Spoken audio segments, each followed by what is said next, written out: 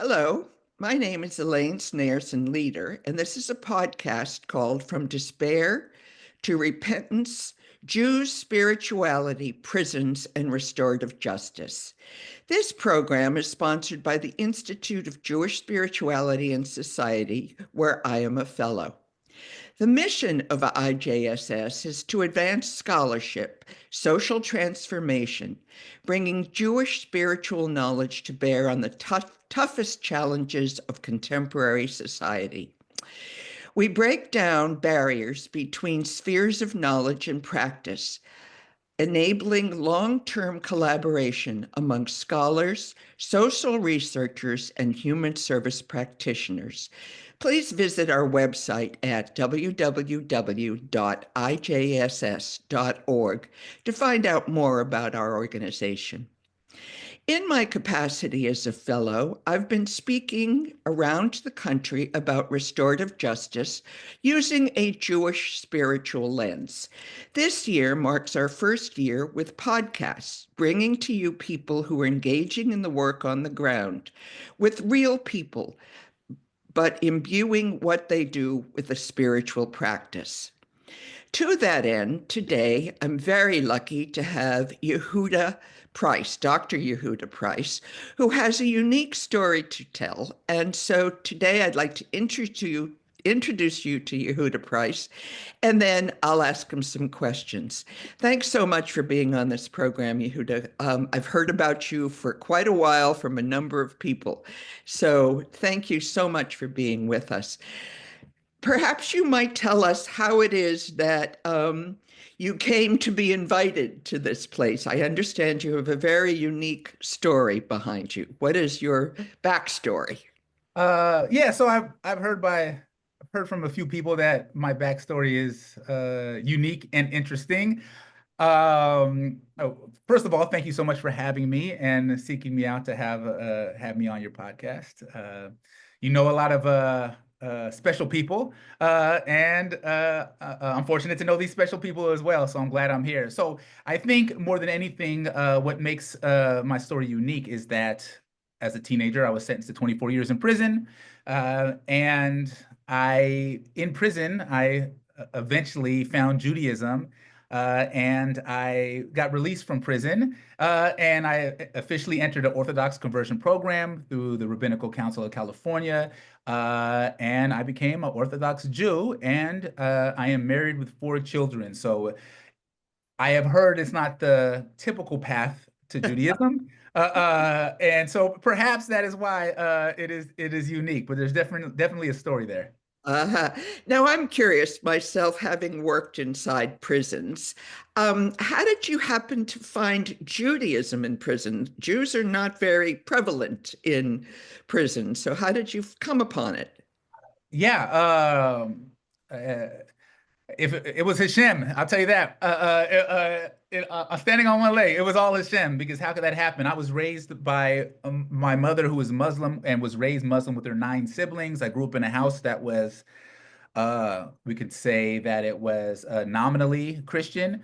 And I went to prison, and as I went to prison, my identity was that of a gangster. So it wasn't as a person that, oh, I made a mistake here and this happened. No, I was fully embracing the identity of that of a gangster. And I went to prison, maximum security prison, and I thought, you know what? Let me understand about my religion, the Christianity, since I'm supposed to uh, since there has an internal component to it, I should know about what it's about, and I should be able to articulate what it's about and why I believe in it. And so I started studying. I got volumes on the history and the text, the scriptures of it, and very quickly I realized it wasn't for me. And since that was my cultural background, I kind of concluded that all religion was fake. It was what fake in the context that it was more of a crutch, an existential crutch that people needed to get through life because life was tough.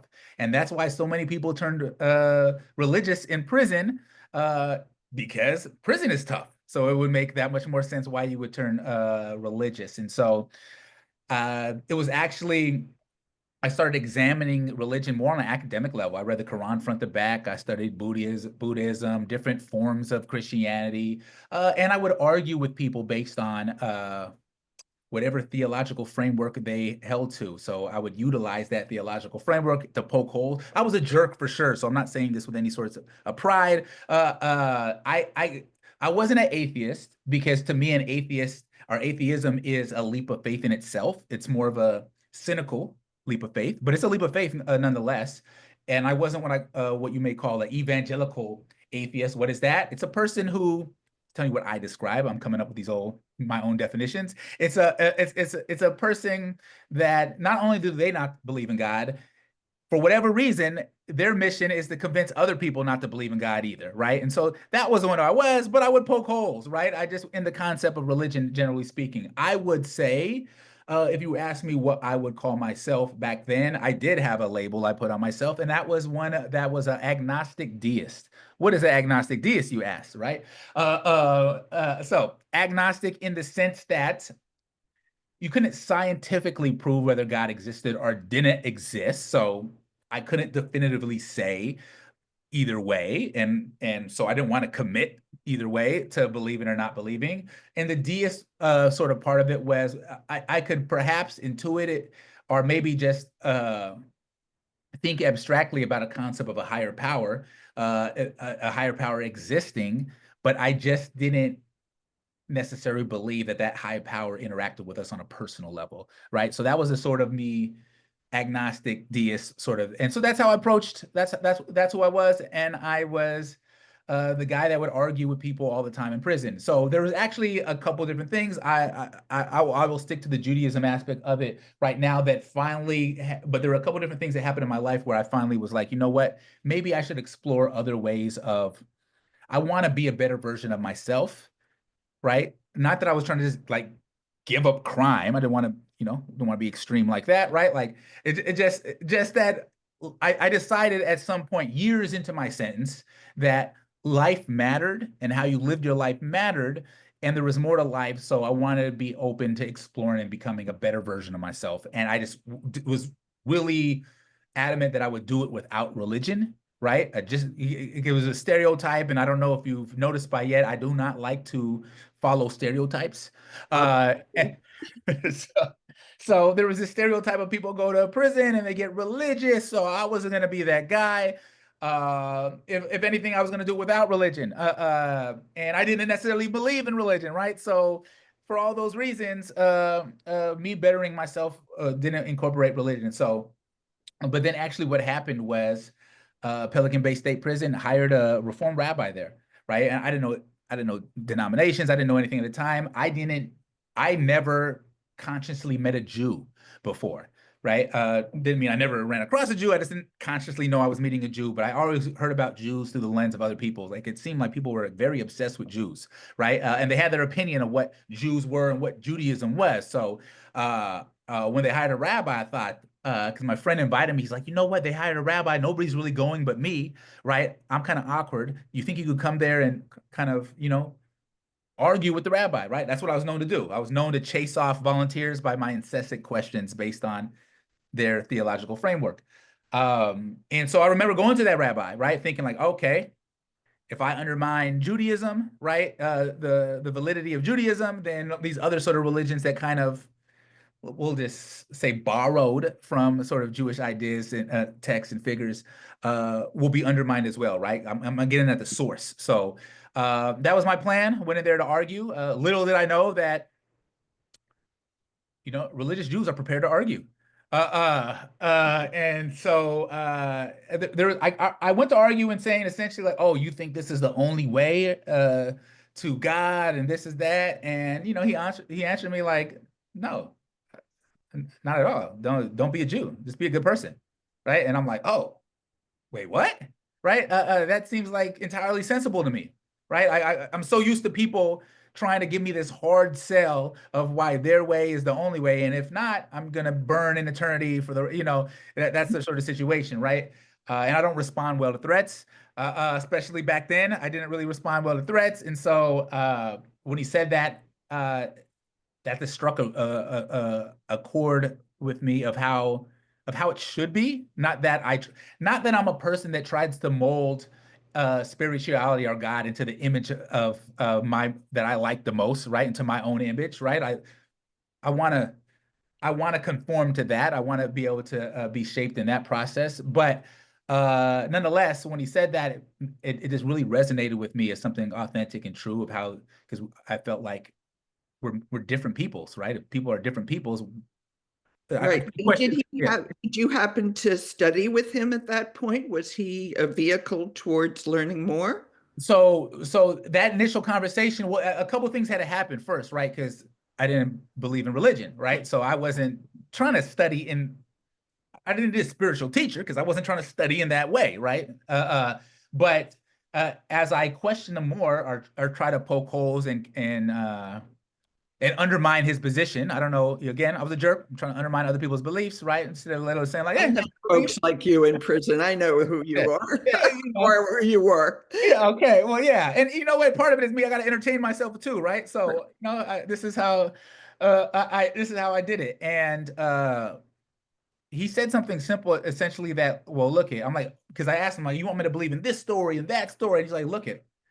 I'm not telling you to believe in anything. I'm telling you, you don't got to be Jewish, right? And I'm telling you that if you look throughout history, you'll see that Judaism has worked for the Jewish people, right? And so what he did actually do was he used to give me a book, right? Because I realized that there was this gap in my understanding of Judaism and the Jewish people, that I had only experienced Judaism and the Jewish people through the lens of other people's, right? And that's not, I'm not going to get an accurate a sort of picture of things that way, right? Especially since the lens of other people's has not always been the most clearest and nicest lens to look at the Jewish people through, historically Not speaking. quite distorted often. Yes, yes. And I thought about that. The first book he actually, so he started giving me books every day or two. I had time to read, obviously. And the first book he gave me was actually To Be a Jew, which is a book by an Orthodox rabbi. Because again, me trying to understand Judaism, I think since Orthodoxy or traditional Judaism, or just Judaism as we know it for thousands of years, was only one thing, in order to understand it, you kind of have to break it down. What does it mean to be Jewish, and what is that lifestyle? And so that was the first book he gave me as a Reformed rabbi. Again, I didn't know the difference, and I was getting books on the history of the Jews and this and that. And then, you know, the sort of thoughts started coalescing to me as I read and I thought is that I thought about it, and this is how I kind of framed it. I thought about it as, okay, this small minority of people, relatively speaking, you know, if we think about the mass revelation, Har Sinai, right? That the small minority of people had a perception of God, of the creator of the universe, of the force that animates all of existence. They were able to have a perception of God and enter a relationship with God.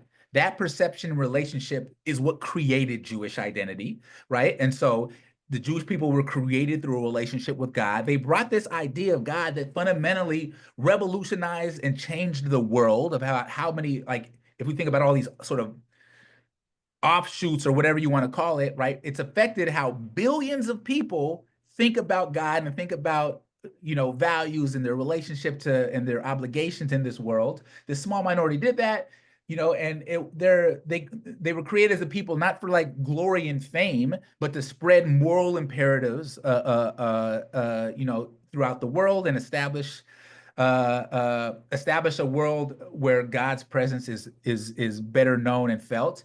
And in return, they were persecuted relentlessly for thousands of years, right? But they managed to maintain their connection to God, their religion, language, communal structures, family structures, and still impact the world. And so I thought about it. To me, really thinking about it, is that the Jewish people became, to me, the proof that God existed, right? Because when it comes to arguing, and I know this well, you don't have to be right to win an argument, right? So somebody could say this and say that. Fine, that's a great presentation of an argument, right? But I couldn't argue away the sort of empirical evidence of the Jewish experience in this world. And to me, the Jewish people were the evidence that God existed. There was no other way to explain that miracle. Wow. Wow, that really touches me as you talk about it. Having grown up Jewish and not had that experience until recently, so thank you. Yeah, I mean, And this was, yeah. well, I was going to say, how did you then proceed to become Hasidic or Orthodox? So yeah, it was a process. So actually, I remember reading these books, every day or two, and he would give me a new book. There wasn't a Jewish library, so like I was the Jewish library. I get the books, and then they'll go back into the normal sort of prison library that he was establishing.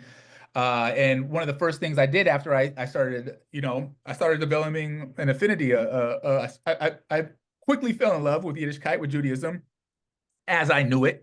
Um, and I taught myself how to read Hebrew because I wanted to be able to pray in Hebrew. Because again, to me, it was about a relationship. It wasn't about compiling a bunch of to-dos or how to do it or what to do it and all that. It was the relationship aspect of it before. And I memorized the Shmoneh Esrei, the Amidah, the foundational sort of Jewish prayer, because I felt that I needed to be able to do it even if I didn't, because I went to solitary confinement. You never know when you might go to the hole because there's racial dynamics, all things that play that regardless of how good you're trying to do that you might just get sucked into. And I want Could uh, you take your books with you? I've been to Pelican Bay. I know what the hole looks like. So. okay. Uh, I took some of them. I was able to take 10, right? You're limited to 10, especially when you transfer. So I had different books at different times. But the main part was like I knew that relationship aspect of it. I didn't want to have to go to the hole for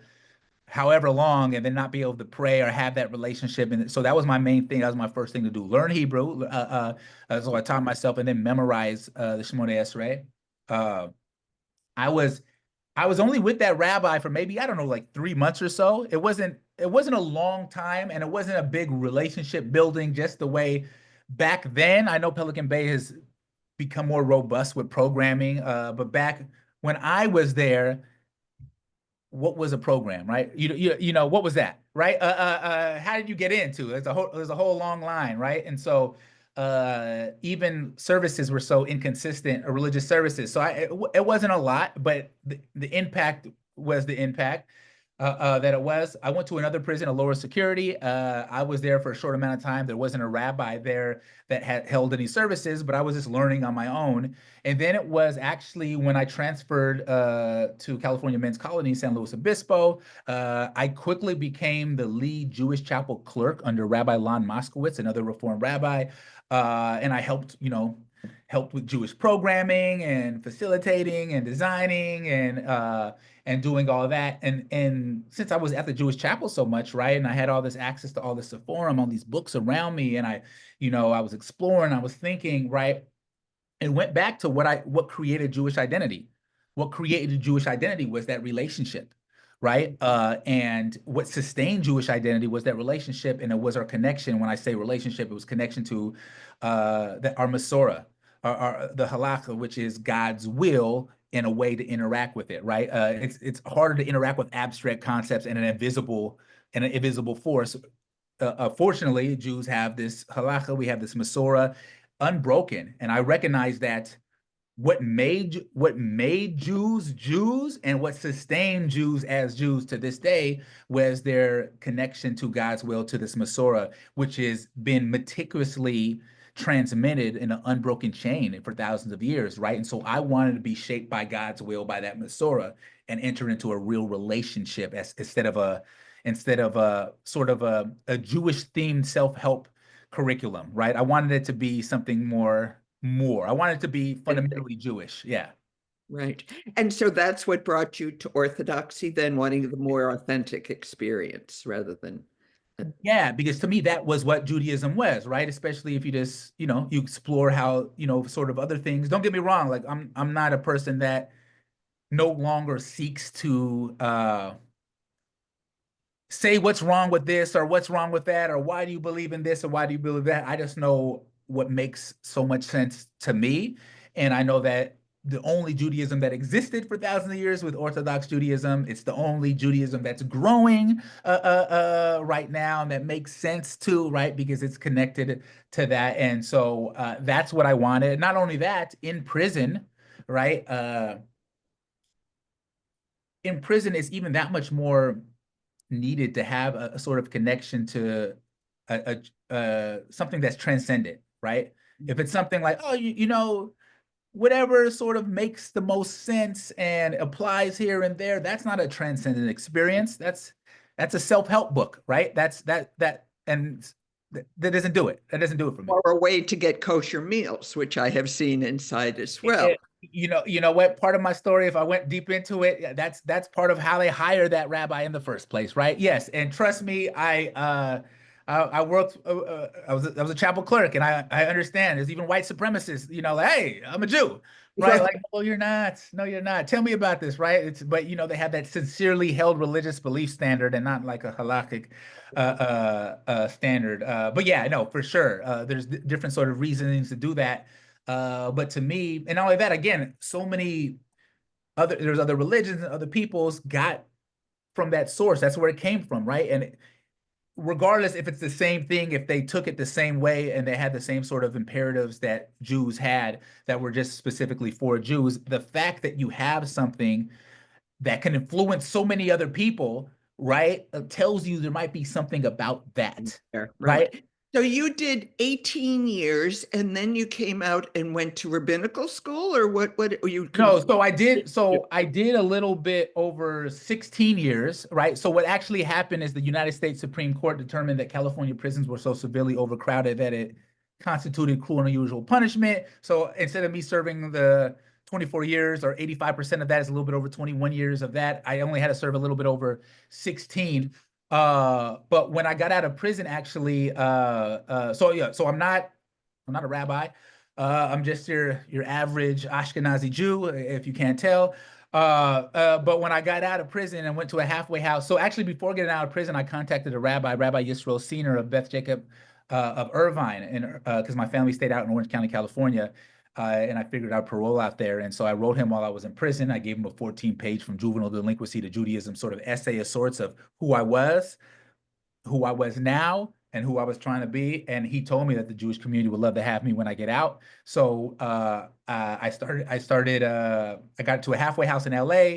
I ended up finding a way, Lee Weissman in Irvine, California, allowed me to rent a room from him, because when I got out of prison, I was making $10.50 an hour washing dishes. And Irvine is the safest city in the country, 18 years in a row. So as you can imagine, it probably costs a little bit more money than $10.50 an hour to move into the safest city in the country. And he allowed me to rent a room from him, which is so instrumental to successful reentry, is not just connection to community, but housing, secure housing, and have that sort of supports that you need. And he gave me an affordable place to live in the Jewish community.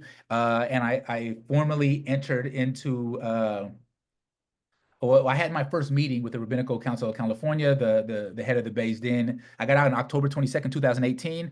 In December of 2018, I had my first meeting after turning in my application with Rob Abraham Union of the RCC. And I moved into the community, Irvine, in May of 2019. And then that's my first time actually experiencing a Jewish community.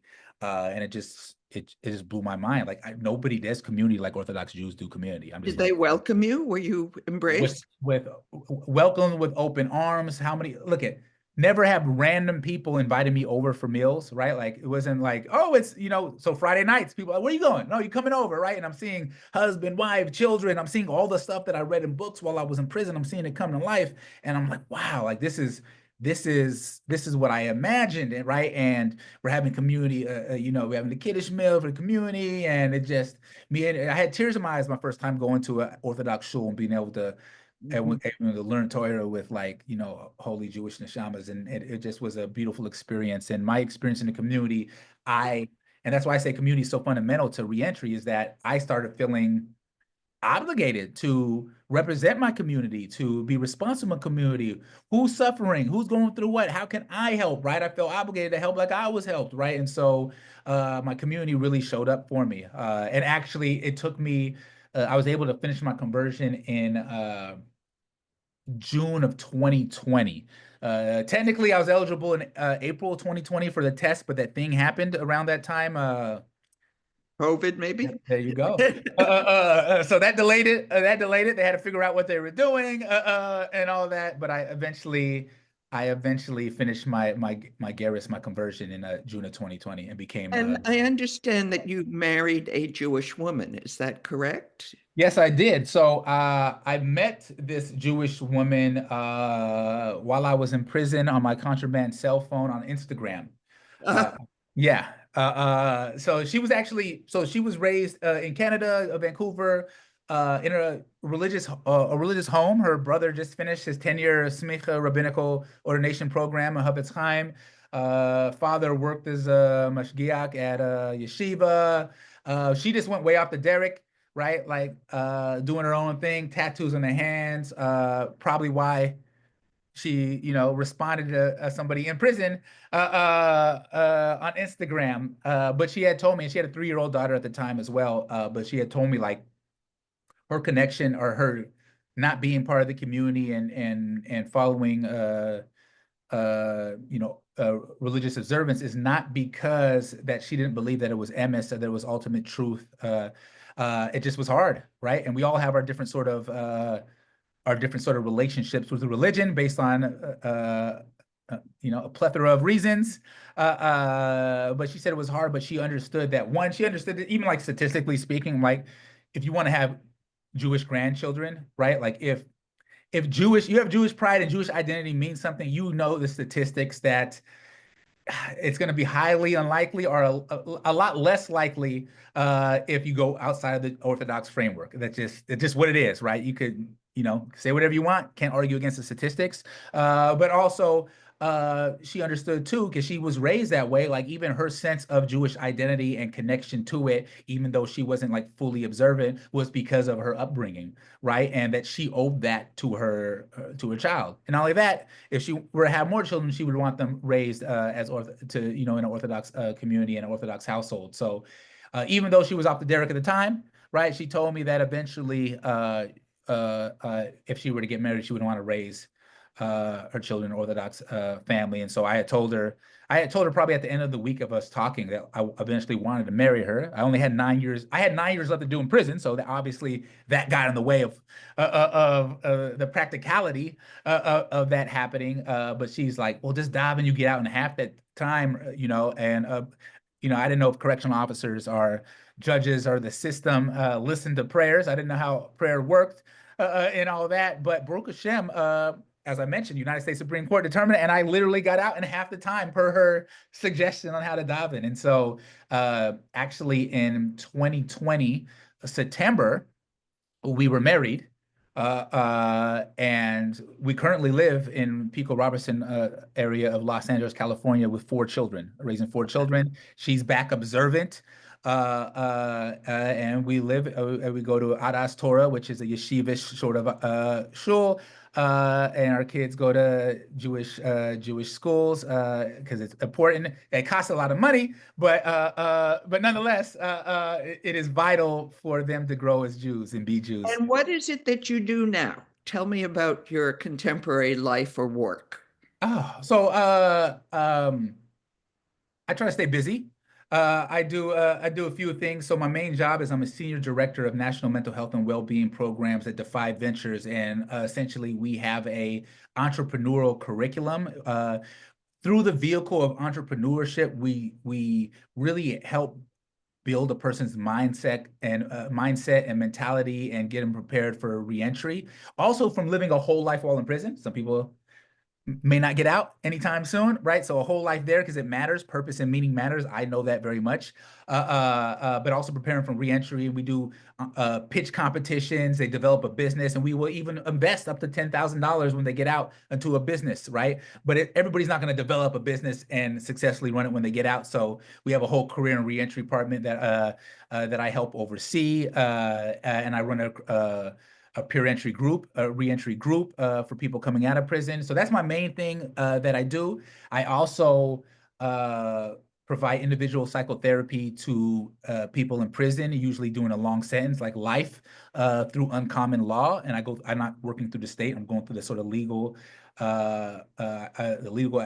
clearance, and that's how I do that. I know Keith quite well, actually. So Oh, you do? Okay. Yeah, I used to work with Uncommon Law. We have a lot Oh, of people in common.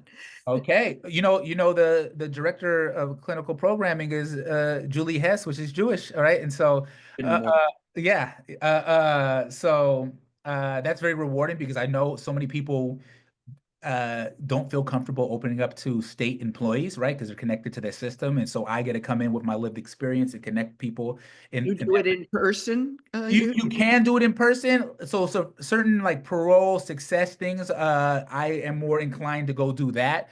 Seeing people on a weekly basis driving all the way up there, I am less inclined to do that. So my primary way to do that is just through Zoom, and we're able to have secure Zoom meetings in that and do it that way. So I do that as well. And I also am a therapist, and I run groups at intensive outpatient sort of addiction treatment facility, a Chabad treatment center in Los Angeles. And so I run groups there, and I have a caseload of clients that I meet with usually on a twice weekly basis. Uh, Now, I'm curious. You have a DSW and you've only been out of prison 8 years and you already have a DSW? yeah, so I stay busy, and maybe they say I used to think Orthodox Jews were crazy because they're so punctilious, caring about all this little things. And then I realized, oh, it's the little things is how you form a relationship. But maybe that little bit of craziness is there on me too to keep me so busy. But I was 21 units shy of getting my bachelor's upon my release. So I got my AA in social behavioral sciences and which was free in there, but then you have to pay for your bachelor's, at least at that time, right? They weren't doing any pilot programs for Pell Grants or anything like that.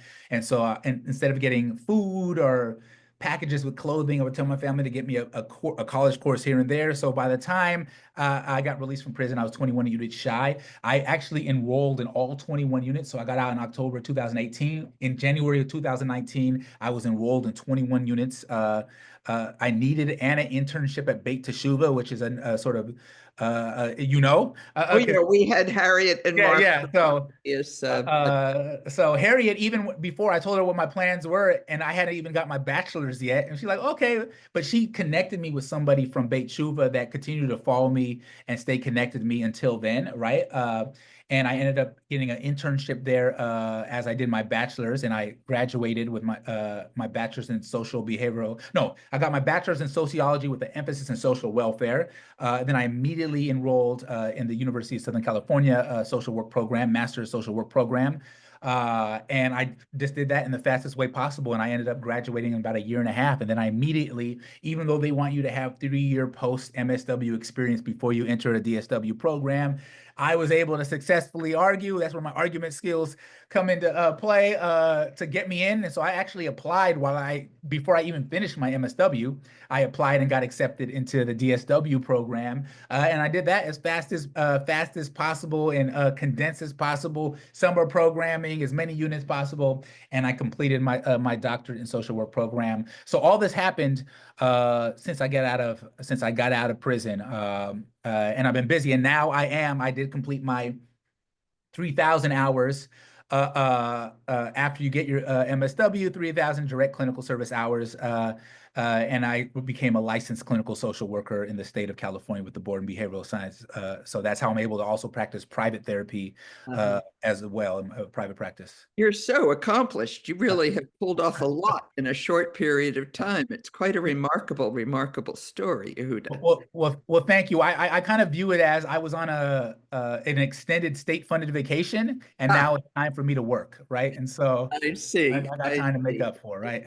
Well, I realize now that maybe our time has come. I know you have other commitments today, and I found our conversation absolutely fascinating.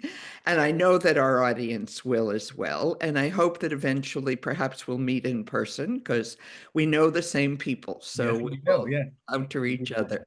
So, Yehudah Price, thank you very much for a fabulous interview, and I wish you well. Thank you so much, and thank you so much for having me. It's been a lovely conversation.